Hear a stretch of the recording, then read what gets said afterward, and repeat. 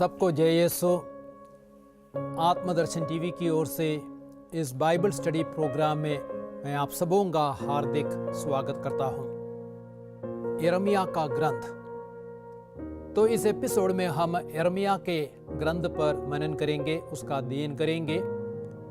यिर्मयाह के ग्रंथ के 52 अध्याय है और इस ग्रंथ के अध्ययन के समय मैं 7 बिंदुओं पर प्रकाश डालना चाहता हूं।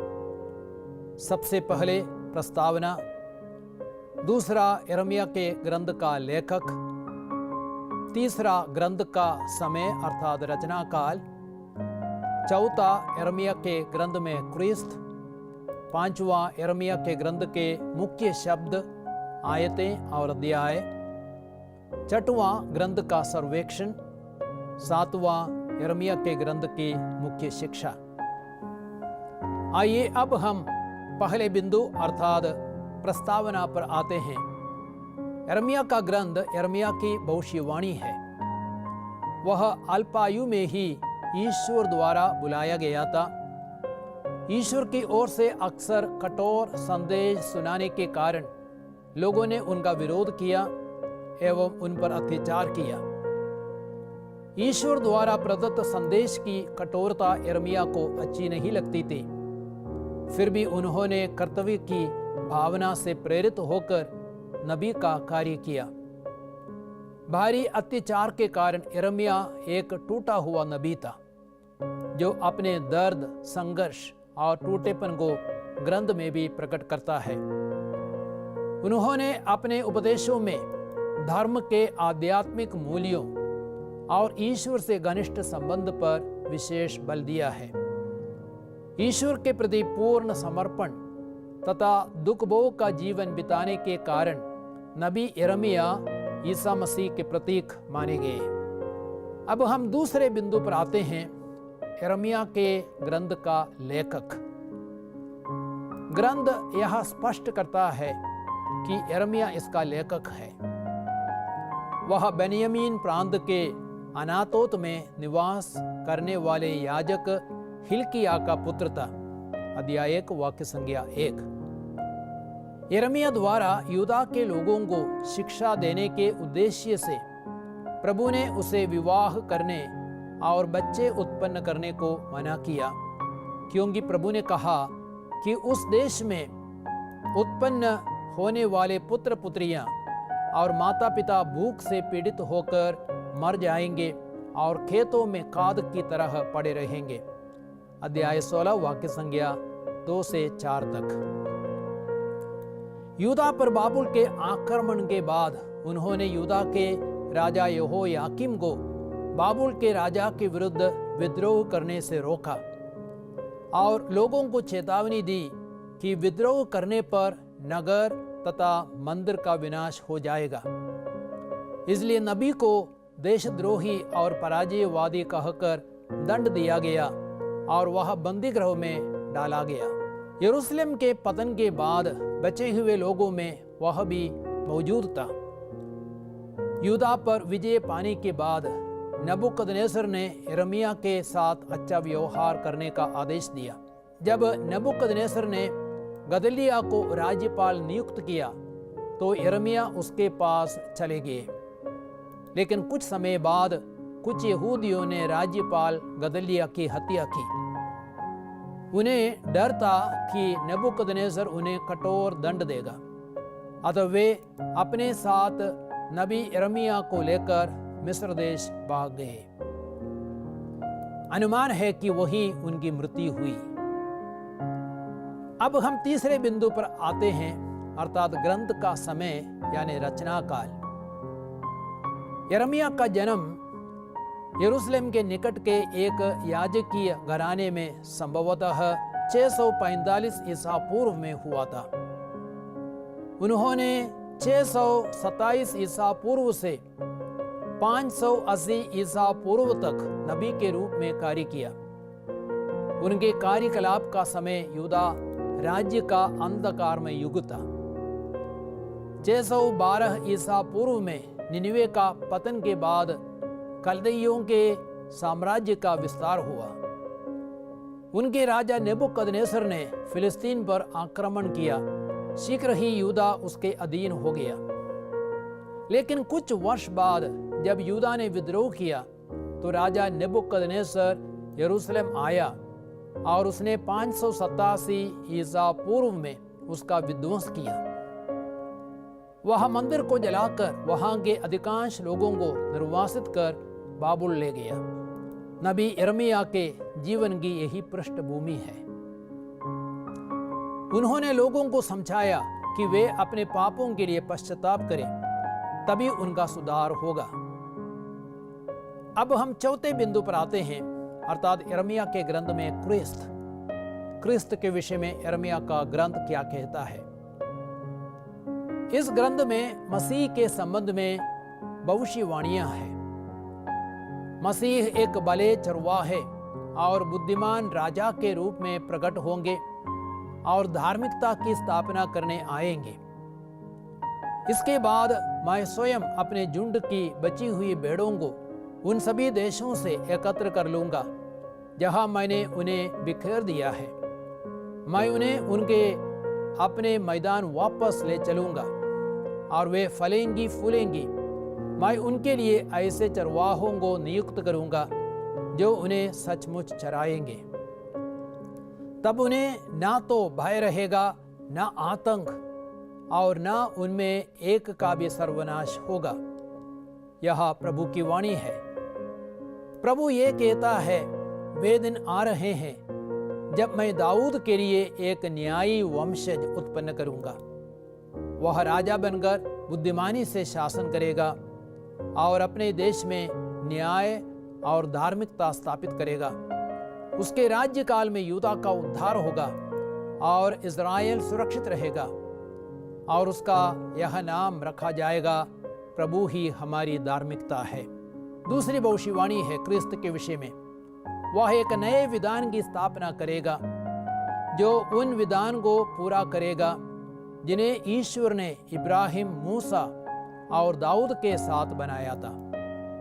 वे दिन आ रहे हैं जब मैं इज़राइल के घराने और यूदा के घराने के साथ एक नया विधान स्थापित करूंगा। यह उस विधान की तरह नहीं होगा जिसे मैंने उस दिन उनके पूर्वजों के साथ स्थापित किया था, जब मैंने उन्हें मिस्र से निकालने के लिए हाथ से पकड़ लिया था। उस विधान को उन्होंने भंग कर दिया, यद्यपि मैं उनका स्वामी था। वह समय बीत जाने के बाद मैं इज़राइल के लिए एक नया विधान स्थापित करूंगा। मैं अपना नियम उनके अभ्यंतर में रख दूंगा। मैं उसे उनके हृदय पर अंकित करूंगा। मैं उनका ईश्वर होऊंगा और वे मेरी प्रजा होंगे। इसकी जरूरत नहीं रहेगी वे एक दूसरे को शिक्षा दे और अपने भाइयों से कहे, प्रभु का ज्ञान प्राप्त कीजिए, क्योंकि छोटे से बड़े सबके सब मुझे जानेंगे। यह प्रभु की वाणी है। मैं उनके अपराध क्षमा करूंगा और उनके पापों को याद भी नहीं रखूंगा। अध्याय 31 वाक्य संज्ञा 31 से 34। तो ये सारी बातें क्रिस्त के विषय में यिर्मयाह के ग्रंथ में चर्चा की गई है। अब हम 5वें बिंदु पर आते हैं, अर्थात यिर्मयाह के ग्रंथ के मुख्य शब्द, आयतें और अध्याय। तो मुख्य शब्द है यूदा की अंतिम घड़ी। यिर्मयाह के ग्रंथ में ईश्वर सहनशील और पवित्र पेश आते हैं। वह न्याय को स्थगित करते हैं और लोगों से आग्रह करते हैं कि वे और अधिक विलंब किए बिना पश्चाताप करें। कुम्हार के घर में यही शिक्षा दी जाती है कि यदि कुम्हार के हाथ में एक बर्तन बिगड़ गया तो उसकी मिट्टी से दूसरा बर्तन बनाया जा सकता है। अध्याय 18 वाक्य संज्ञा 1 से 4। लेकिन बर्तन के सूखने के बाद यदि वह टूट जाता है तो उसकी मरम्मत नहीं हो सकती। अध्याय 19 वाक्य संज्ञा 10 से 11। ईश्वर की चेतावनी स्पष्ट थी, लेकिन लोगों ने ईश्वर के वचनों के विरुद्ध विद्रोह किया और पश्चाताप नहीं किया। इसलिए बाबुल के निर्वासन को रोका नहीं जा सकता था। यिर्मयाह आने वाली विपत्ति के नैतिक और आत्मिक कारणों को दिखाते हैं और साथ ही ईश्वर की ओर से आशा और पुनरुद्धार की प्रतिज्ञा की घोषणा करते हैं। एक छोटा झुंड अवश्य बच जाएगा जिसके साथ ईश्वर एक नए विधान की स्थापना करेंगे। अब हम देखते हैं मुख्य आयतें कौन कौन सी है। मुख्य आयतें हैं अध्याय 7 वाक्य संख्या 23 से 24 और अध्याय 8 वाक्य संख्या 11 से 12। तो अध्याय 7 23 से 24 तक यह कहा गया है, मैंने उन्हें केवल यह आदेश दिया, यदि तुम मेरी बात पर ध्यान दोगे तो मैं तुम्हारा ईश्वर होऊंगा और तुम मेरी प्रजा होंगे। यदि तुम मेरे बताए हुए मार्ग पर चलोगे तो तुम्हारा कल्याण होगा। किंतु उन्होंने मेरी बात पर ध्यान नहीं दिया और मेरी आज्ञाओं का पालन नहीं किया। वे अकड़ कर बुराई करते रहे और मेरे पास आने की अपेक्षा मुझसे दूर चले गए। और अब हम अध्याय 8 वाक्य संख्या 11 और 12 देखते हैं, जहां पे कहा गया है, वे शांति शांति कहते हुए मेरी प्रजा का घाव भरना चाहते हैं, किंतु शांति कहाँ है? क्या उन्हें अपने आचरण की लज्जा नहीं हुई? नहीं, वे किंचित भी लज्जित नहीं है। वे यह भी नहीं जानते कि लज्जा क्या है, इसलिए दूसरों के साथ उनका भी पतन होगा। जब मैं उनको दंड दूंगा तो वे ठोकर खाकर गिर जाएंगे। यह प्रभु की वाणी है। अब हम मुख्य अध्याय को देखते हैं। यिर्मयाह के ग्रंथ में मुख्य अध्याय कौन सा है? मुख्य अध्याय है यिर्मयाह 31। यिर्मयाह द्वारा न्याय और विनाश की भविष्यवाणी के बावजूद भी हम यिर्मयाह 31 में ईश्वर की अद्भुत प्रतिज्ञा को देख सकते हैं। यद्यपि यूदा ने ईश्वर के विधान को तोड़ा, वह उनके साथ एक नया विधान स्थापित करेंगे। अर्थात कहा गया है, मैं अपना नियम उनके अभ्यंतर में रख दूंगा, मैं उसे उनके हृदय पर अंकित करूंगा, मैं उनका ईश्वर होऊंगा और वे मेरी प्रजा होंगे। अध्याय 31 वाक्य संख्या 33। मसीह ने उस नए विधान को अपनी मृत्यु और पुनरुत्थान के द्वारा स्थापित किया है।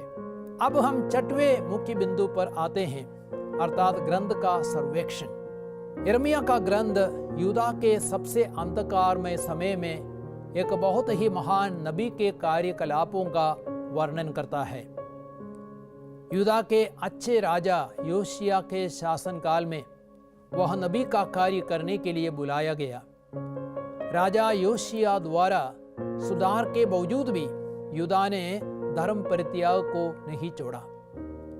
अगले अधर्मी 4 राजाओं के शासनकाल में लोग धर्म परित्याग और मूर्ति पूजा में डूब गए। परिस्थिति और अधिक बिगड़ गई एवं लोगों का आध्यात्मिक और नैतिक पतन हो गया। लोगों ने पश्चाताप नहीं किया और ईश्वर द्वारा भेजे गए नबी की बातों को भी नहीं सुना। तब यिर्मयाह ने बाबुल द्वारा आने वाली न्याय एवं विपत्ति के बारे में करीब 40 वर्षों तक भविष्यवाणी की। फलतः यिर्मयाह का विरोध किया गया, उसे अलग किया गया, मारा पीटा गया और बंदीगृह में डाला गया। यूदा पर होने वाली विपत्ति और लोगों द्वारा उसे मिलने वाले तिरस्कार को सोचकर वह रोता था। यिर्मयाह के ग्रंथ को 4 भागों में विभाजित किया जा सकता है। पहला यिर्मयाह का बुलावा अध्याय 1 में, दूसरा यूदा के लोगों के लिए भविष्यवाणियां अध्याय 2 से 45 तक, तीसरा अन्य राष्ट्रों के विषय में भविष्यवाणियां अध्याय 46 से अध्याय 51 तक, और चौथा यरूशलेम का विनाश अध्याय 52। अब हम देखते हैं पहला भाग यिर्मयाह का बुलावा। अध्याय 1 में यिर्मयाह के बुलावे के बारे में हम पढ़ सकते हैं। माता के गर्भ में रचने से पहले प्रभु ने उसे जान लिया जन्म के पहले उसे पवित्र किया और राष्ट्रों का नबी नियुक्त किया। प्रभु ने उसका साथ देने और उसकी रक्षा करने का वायदा किया। प्रभु ने उसके मुख में अपना शब्द डाल दिया और उसे उखाड़ने और गिराने, नष्ट करने और ढा देने, निर्माण करने और रोपने के लिए राष्ट्रों तथा राज्यों पर अधिकार दिया।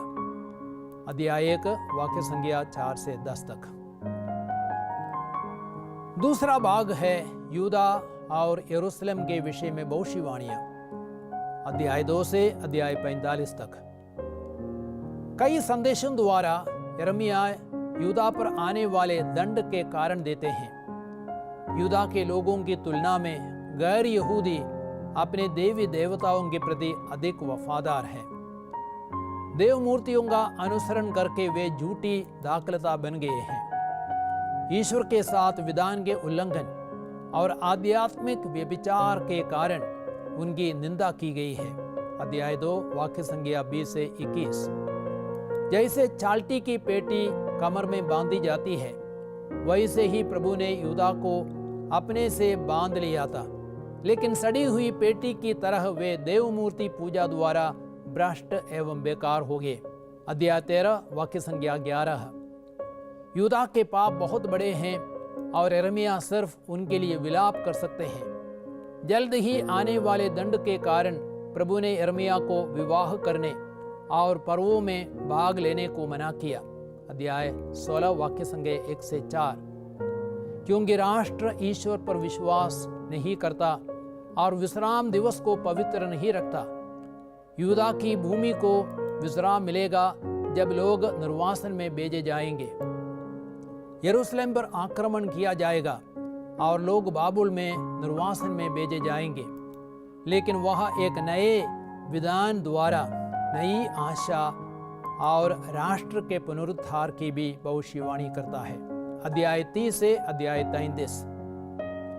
एक अवशेष निर्वासन से वापस लौटेगा और आशीष पुनः आएगी। जैसे यिर्मयाह के विरुद्ध विरोध बढ़ता है, कुछ अध्याय यिर्मयाह के व्यक्तिगत अनुभव और कष्टों पर केंद्रित है। अध्याय 34 से अध्याय 45 तक। और तीसरा भाग है अन्य राष्ट्रों के विषय में भविष्यवाणियां, अध्याय 46 से अध्याय 51 तक। इन अध्यायों में 9 राष्ट्रों के विरुद्ध अर्थात मिस्र, फिलिस्तिया, मोवाब, अमोन, एदोम, दमिश्क यानी सीरिया, अरबी, एलाम और बाबुल के विरुद्ध भविष्यवाणियां दी गई है। सिर्फ मिस्र और मोवाब, अमोन, एलाम के पुनरुद्धार का संदेश दिया गया है। और चौथा भाग यरूशलेम का विनाश, अध्याय 52। यरूशलेम के भयंकर विनाश के बारे में यिर्मयाह के 40 वर्षों तक की भविष्यवाणी अंत में ऐसी पूरी हो गई कि इस घटना का वर्णन 4 बार धर्म ग्रंथ में दिया गया है, अर्थात राजाओं का दूसरा ग्रंथ अध्याय 25 और इतिहास का दूसरा ग्रंथ अध्याय 36, यिर्मयाह का ग्रंथ अध्याय 39 और 52। यरूशलेम पर आक्रमण किया जाता है, उसका सर्वनाश किया जाता है और वह लूटा जाता है। नगर के नेता मारे जाते हैं और जो बंदी बनाए गए वे बाबुल ले जाए जाते हैं। अब हम 7वें बिंदु पर आते हैं, अर्थात यिर्मयाह के ग्रंथ की मुख्य शिक्षा। पहली मुख्य शिक्षा यह है, पराये देवताओं की पूजा का अंजाम भयंकर है। इस्राएल ने एकमात्र सच्चे ईश्वर के विरुद्ध विश्वासघात किया और देव मूर्तियों की पूजा की। प्रभु कहते हैं, मेरी प्रजा ने अपने ऐश्वर्यमय ईश्वर के बदले निसार देवताओं को अपनाया। मेरी प्रजा ने 2 अपराध कर डाले। उसने मुझे संजीवन जल के स्रोत को त्याग दिया और अपने लिए ऐसे कुंड बनाए जिनमें दरारें हैं और जिनमें पानी नहीं ठहरता। अध्याय 2 वाक्य संज्ञा 11 और 13। परिणाम स्वरूप यरूशलेम पर आक्रमण किया गया और उसका विनाश किया गया। देखिए, अध्याय 42 वाक्य संज्ञा 2 से 6 तक। दूसरी मुख्य शिक्षा है ईश्वर की इच्छा के सामने आत्मसमर्पण करें। यही विपत्ति से बचने का एकमात्र मार्ग है। ईश्वर का न्याय और दंड रोका नहीं जा सकता, किंतु ईश्वर के न्याय और दंड को स्वीकार करने से हम पुनः ईश्वर के कृपा पात्र बन सकते हैं और प्रभु हमारा अवश्य पुनरुद्धार करेगा। प्रभु कहते हैं, मैं अनंत काल से तुमको प्यार करता आ रहा हूं, इसलिए मेरी कृपा दृष्टि निरंतर तुम पर बनी रही। कुम्हारी इज़राइल, मैं तुम्हें फिर बनाऊंगा और तुम्हारा नव निर्माण हो जाएगा। यिर्मयाह 31 वाक्य संज्ञा 3 से 5। तीसरी मुख्य शिक्षा है प्रभु हमें माता के गर्भ से बुलाते हैं और नियुक्त करते हैं। वचन कहता है, माता के गर्भ में तुमको रचने से पहले ही मैंने तुमको जान लिया, तुम्हारे जन्म से पहले ही मैंने तुमको पवित्र किया, मैंने तुमको राष्ट्रों का नबी नियुक्त किया। अध्याय 1 वाक्य संज्ञा 5। चौथी मुख्य शिक्षा है जिस नगर में निर्वासित किए गए उस नगर की भलाई करनी है। वचन कहता है, तुम लोग घर बनाओ और बस जाओ, बगीचे लगाओ और उनके फल खाओ, विवाह कर पुत्र पुत्रियां उत्पन्न करो, अपने पुत्रों के लिए बहुएं लाओ, अपनी पुत्रियों के लिए वर खोजो, जिसे उनके भी संतान हो। वहां तुम्हारी संख्या बढ़ती रहे, घटे नहीं। उस नगर की भलाई के लिए कार्य करो जहां मैंने तुम्हें निर्वासित किया है, और उसके लिए प्रभु से प्रार्थना करो, क्योंकि उसकी भलाई में ही तुम्हारी भलाई है। अध्याय 29 वाक्य संज्ञा 5 से 7। पांचवी मुख्य शिक्षा है हर एक के लिए प्रभु की सुंदर योजनाएं हैं और उन्हें जानने के लिए प्रभु को पुकार कर प्रार्थना करनी है। प्रभु कहते हैं, मैं तुम्हारे लिए निर्धारित अपनी योजनाएं जानता हूं, तुम्हारे हित की योजनाएं, अहित की नहीं, तुम्हारे लिए आशामय भविष्य की योजनाएं। जब तुम मुझे पुकारोगे और मुझसे प्रार्थना करोगे तो मैं तुम्हारी प्रार्थना सुनूंगा। जब तुम मुझे ढूंढोगे तो मुझे पा जाओगे। यदि तुम मुझे संपूर्ण हृदय से ढूंढोगे तो मैं तुम्हें मिल जाऊंगा और मैं तुम्हारा भाग्य पलट दूंगा। अध्याय 29 वाक्य संज्ञा 11 से 14 तक। और छठवीं मुख्य शिक्षा है प्रभु इज़राइल का उद्धारक है और उसे सब राष्ट्रों पर अधिकार है। जब यूदा और इस्राएल ने प्रभु के विरुद्ध विश्वासघात किया, उन्हें सही रास्ते पर लाने के लिए प्रभु ने बाबुल का इस्तेमाल किया।